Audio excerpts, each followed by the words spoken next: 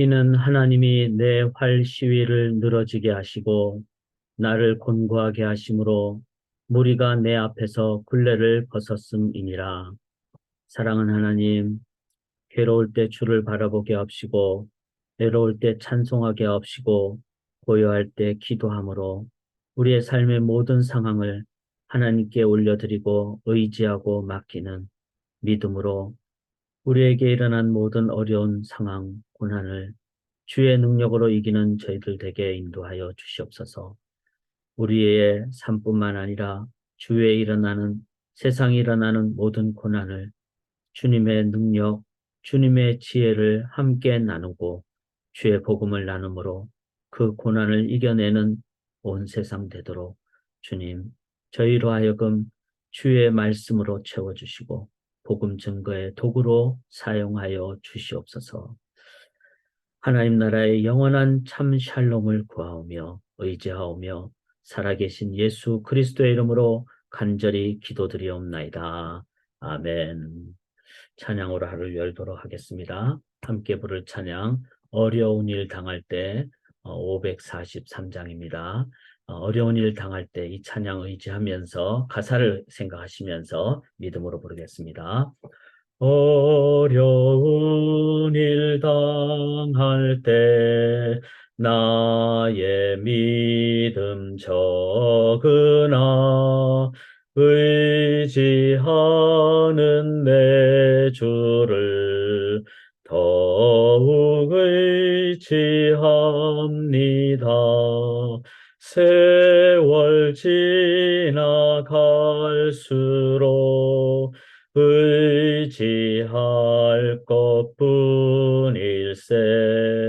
무슨 일을 당해도 예수 의지합니다. 성령께서 내 마음 밝히 비춰주시니 인도하심 따라서 주만 의지합니다. 세월 지나갈수록 의지할 것뿐일세. 무슨 일을 만나도 예수 의지합니다면 밝을 때의 노래와 어두울 때의 기도로 위태할 때 도움을 주께 간구합니다. 사절합니다. 생명이 있을 동안에 예수 의지합니다.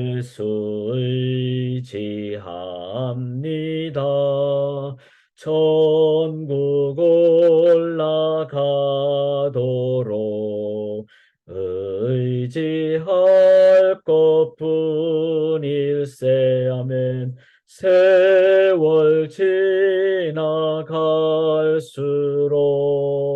의지할 것뿐일세. 무슨 일을 당해도 예수 의지합니다.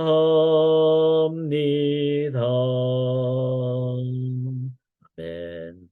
무슨 일을 당해도 예수 의지하며 나가기를 원합니다. 제가 오늘 욥기 30장을 함께 보시는데 이 욥기는 42장까지 돼 있고 27장까지 이제 4장부터 27장까지는 계속해서 26장까지네요. 26장까지는 욥과 세 친구 엘르바스, 빌닷, 소발 함께 이제 1차 논쟁, 2차 논쟁, 3차 논쟁 이렇게 이제 함께 논쟁을 행할 때 그때 반복되는 것 같지만 실은 조금씩 발전 있고 더 깊게 돌아보고 더 삶의 모든 영역을 돌아보게 되는.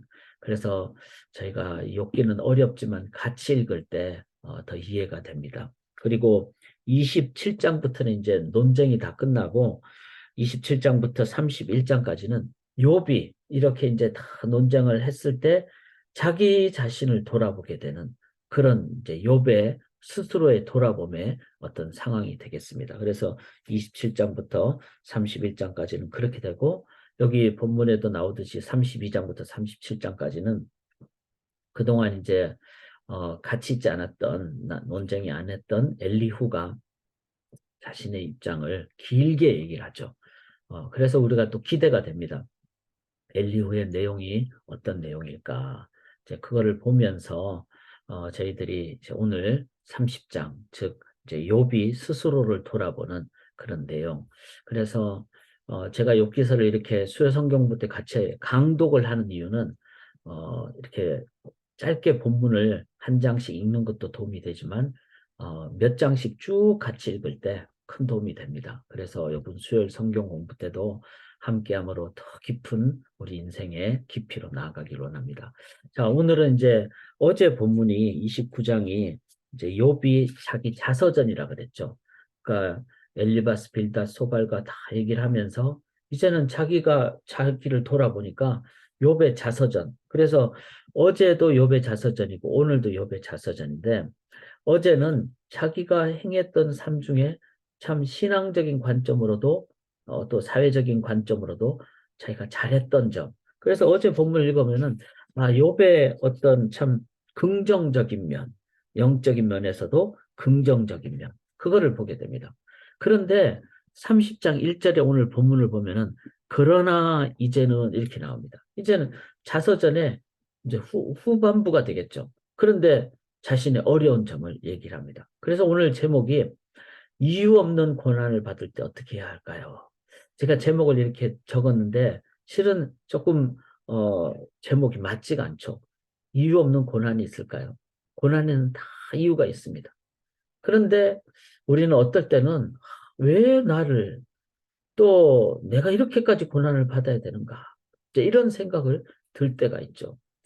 그래서 이런 얘기를 막 고난을 겪고 있는 사람들 향해서 당신 하나님이 그랬다. 이렇게 쉽게 얘기해서는 안 되죠.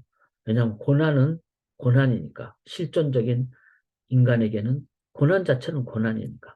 그러나 우리가 이제 고난을 받기 전이라면은 아니면 또 평상시에 이렇게 고난에 대한 깊은 정립을 해 놓으실 때 우리는 오히려 일반적으로 고난이 딱 온다고 생각할 때도 이거는 고난이 아니야 라고 우리들이 고난에 대한 정립을 해놓으면은 오히려 더 바르게 이길 수가 있다는 것입니다. 그래서 이제 깊은 인생 교과서이죠. 그래서 오늘 본문을 보시면은 이렇게 나옵니다. 그러나 이제는 나보다 젊은 자들이 나를 비우는구나. 이렇게 하면서 이제 욥이 갖고 있었던 그 고난을 얘기를 하는데 고난의 종류를 이제 몇 가지로 제가 정리를 해봤습니다. 여기 2절부터 한번 8절까지 한번 같이 읽어보겠습니다. 그들의 기력이 세잔하였으니 그들의 손의 힘이 내게 무슨 소용이 있으랴. 그들은 곧 궁핍과 기근으로 인하여 파리하며 캄캄하고 메마른 땅에서 마른 흙을 씹으며 떨기나무 가운데서 짠나무를 꺾으며 뱃살이 뿌리로 먹을거리를 삼느니라. 무리가 그들에게 소리를 지르므로 도둑같이 사람들 가운데서 쫓겨나서 침침한 골짜기와 흙구덩이와 바위굴에서 살며 떨기나무 가운데서 부르짖으며 가시나무 아래에 모여 있느니라. 그들은 본래 미련한 자의 자식이요 이름 없는 자들의 자식으로서 고토에서 쫓겨난 자들이라. 자, 이들은 이제 2절에도 보듯이 기력이 세잔하고 손에 힘이 없는 자들이고 그리고 궁핍과 기근으로 자, 우리가 생각하는 일반적인 고난입니다. 그래서 이제 어, 실은 어떤 의미에서는 물질적으로 이렇게 작고 또 뭐 바위굴에 살고 이러면 이제 고난이죠.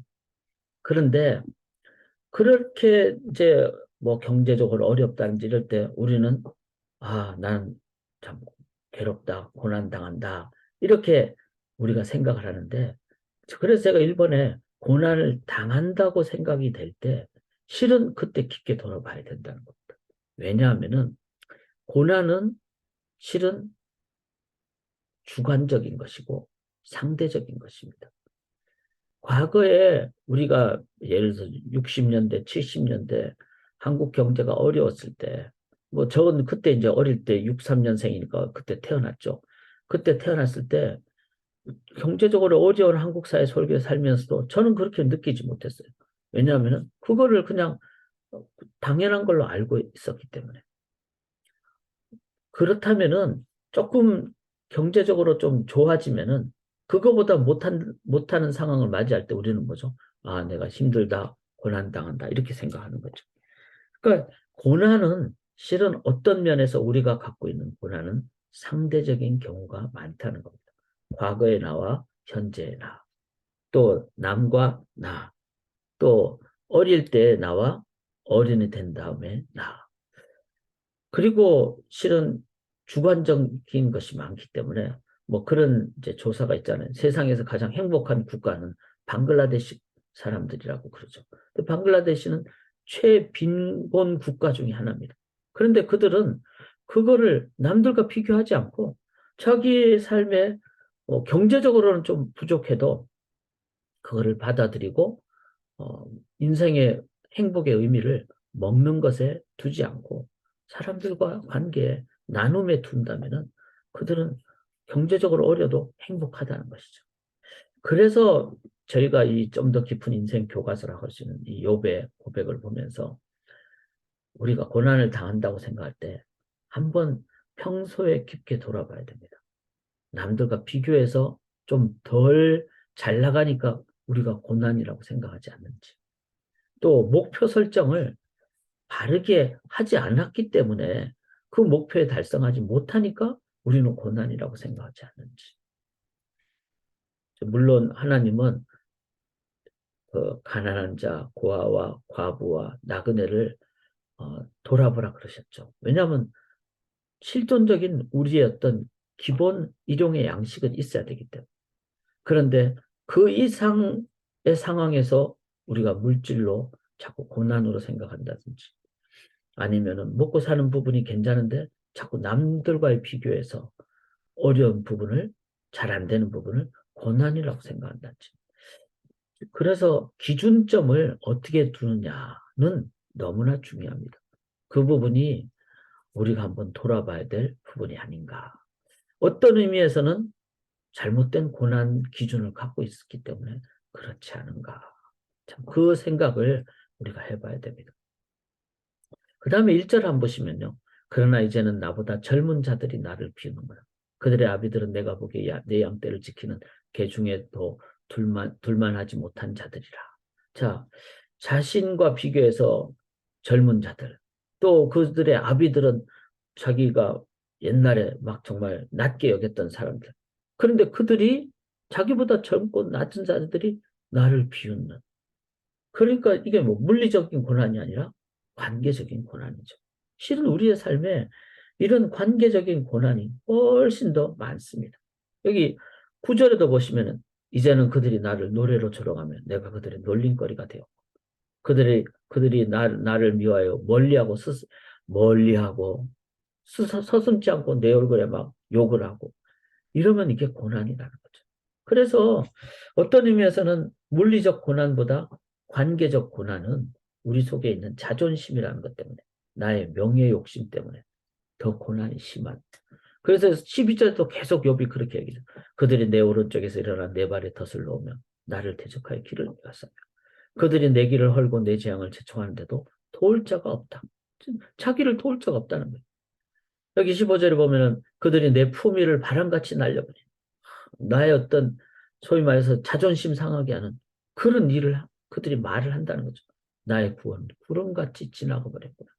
나에게 도움이 구름은 그냥 잡아도 뜬구름 잡듯이 손이 안 잡히잖아요. 보이기는 보이지만 잡히지 않는 거죠. 구름같이 지나가 버렸다. 이게 어떻게 보면은 욥이 겪었던 훨씬 더 큰 고난의 한 모습이라고 생각을 합니다. 그런데 이런 것조차도 우리는 어떻게 봐야 될까요? 그래서 평상시에 우리가 아직도 아주 욥처럼 극심한 고난의 상황이 아니라면은 평상시에 기준을 잘 잡아야 돼요. 기준을. 그래서 물질적인 기준을 내가 어디에 잡을 것인가. 또 목회자 같은 경우는 목회에 진짜 성공한 것을 어디에 잡을 것인가. 막 교회가 크게 되는 것에 잡을 것인가. 아니면은 성도님들이 성숙되고 성장하는 데 잡을 것인가. 사이즈에 관계없이. 사이즈는요, 실은 하루만 먹을 것 없으면 5천 명, 예수님이 오병이어로 먹었던 5천 명이 다 떠나가 버립니다. 그러니까 그런 면에서 사이즈보다 외적인 것보다 주의 말씀이 우리에게 있으면 우리가 뉘게로 가오리까. 이 말씀 붙잡고 나아가는 이것을 진정한 목표로 삼는 기준이 될 때 무엇을 고난으로 생각해야 될 것인가. 이거. 그 다음에 관계적 고난이 진짜 어렵다는 것도 생각한다면은 우리는 진정한 공동체, 참된 소그룹, 내 어려움까지 너희 죄를 서로 고하며 그렇게 서로 나의 마음까지 함께 나눌 수 있는 그런 진정한 공동체가 될 때 오히려 어려울 때 더 위로가 돼요. 왜냐하면은 옆에 친구들이 7일 동안 있다가 그다음부터 막 그냥 논쟁하고 이게 아니라 7일이든 70일이든 옆에 있게 되는. 그래서 어제도 그런 기도를 정말 간절히 드리게 되더라고요. 우리 애나부 소망교회가 큰 교회가 아니라 마음을 함께 나누는 교회가 되도록. 마음을 편하게 나눌 수도 있고 정말 순수하게 들을 수 있는 교회가 되도록. 자, 그러기 위해서는 십자가가 기준이 돼야 되겠죠. 외적인 것이 아니라 예수님처럼 함께하는 그 성육신의 기준이 돼야 되겠죠. 이거를 이제 욥이 11절에 이렇게 합니다. 11절 같이 읽겠습니다. 이는 하나님이 내 활시위를 늘어지게 하시고 나를 권고하게 하심으로 무리가 내 앞에서 굴레를 벗었습니다. 자, 활시위가 늘어지니까 무기를 잃게 되죠. 자기가 피곤한데 무리가 내 앞에서 굴레, 그들의 이제 어떤 굴레가 벗어지니까 나한테 막 공격을 해오는 거예요. 이제 제어가 없으니까 나를 향해서 그러니까 욥은 막 엄청난 고난을 받았는데 이 모든 것의 고난의 근원을 하나님이라고 이제는 고백합니다. 자, 하나님이라고 고백하면은 내가 뭐 물질이 없든지 아니면은 또 뭐 관계가 어렵든지 이럴 때 막 물질 때문에 막 불평하고 막 관계가 어렵기 때문에 다른 사람 더 욕하고 막 이게 아니라 물질이 어려워도 하나님 앞에 그 다음에 관계가 어려워도 하나님 앞에 왜냐하면 하나님의 근원자이시기 때문에 그럴 때 하나님이 일용할 양식으로 나를 인도하시는 것을 깨닫게 해주시고 지금까지 정말 굶어 죽지 않게 하셨다면 남은 생에도 하나님이 우리를 먹는 것 때문에 굶어 죽게 하시지 않는다는 겁니다. 그걸 생각한다면 물질 때문에 내가 왜 걱정합니까? 나는 그저 하루 그냥 열심히 살고 하나님이 나를 굶어 죽이지 않으신다. 내가 설사 굶어 죽는다면 그건 내가 이 땅에서 사명을 다했기 때문에 내가 이 땅을 떠날 때다. 심지어는 나의 삶에 내가 건강이 약해질 때 그때도 내가 이제 사명 다할 때다.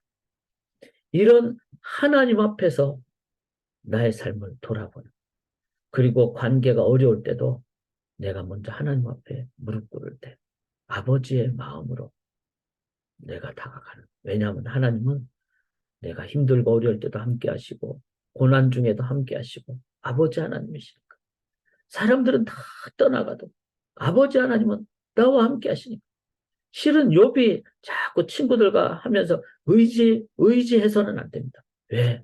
사람은 한계가 있기 때문에. 그런 농담 있잖아요. 세상에 믿을 자 아무도 없다고.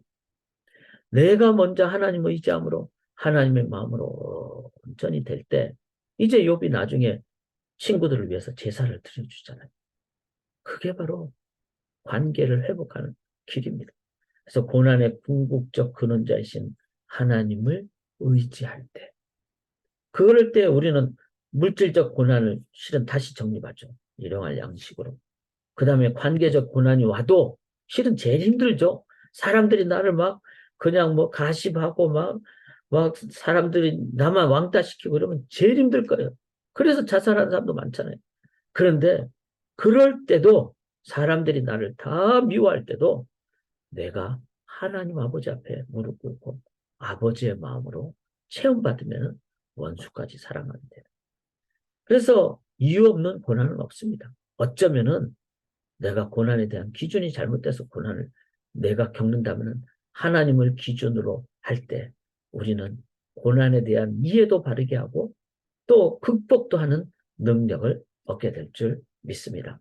고난에 대한 바른 정립과 극복은 하나님을 나의 하나님으로 그렇게 모시고 그렇게 우리가 나아갈 때 물질적으로 순수한 교회 성도님들, 관계적으로 정말 마음을 나누는 들어주는 관계의 교회 그렇게 되므로 이 땅에 하나님 나라 잘 우리가 삶에서 누리고 보여주는 교회와 성도님들 되시기를 주님의 이름으로 간절히 기원합니다. 하나님 우리 학기말 청년들이 시험 중에 있습니다. 하나님만이 주시는 산소망으로 그래서 하나님은 성적으로 우리를 평가하지 않는다는 걸 기억하고 성적의 결과에 두려워하지 말고 마음껏 최선 다하는 그래서 즐겁게 시험 보는 우리 크리스찬 청년들 다 되게 도와주시옵소서. 또 이때까지 고난을 고난으로 여긴 것을 넘어서 이제는 더 이상 그런 것은 고난이 아니야. 얼마든지 하나님의 이름으로 이길 수 있어. 이렇게 고난 극복의 전문가가 되는 우리 소망의 성도님들 되게 도와주시옵소서. 우리가 개인 기도할 때 아버지 하나님의 충만함과 격려와 임재로 함께하여 주시되 특별히 이 새벽에 함께 하시는 모든 가정마다 주의 임재와 그 자녀들 위해 주의 기름 부으심으로 인도하여 주시옵소서. 온전히 의지하고 믿사오며 살아계신 예수 그리스도의 이름으로 간절히 기도드리옵나이다.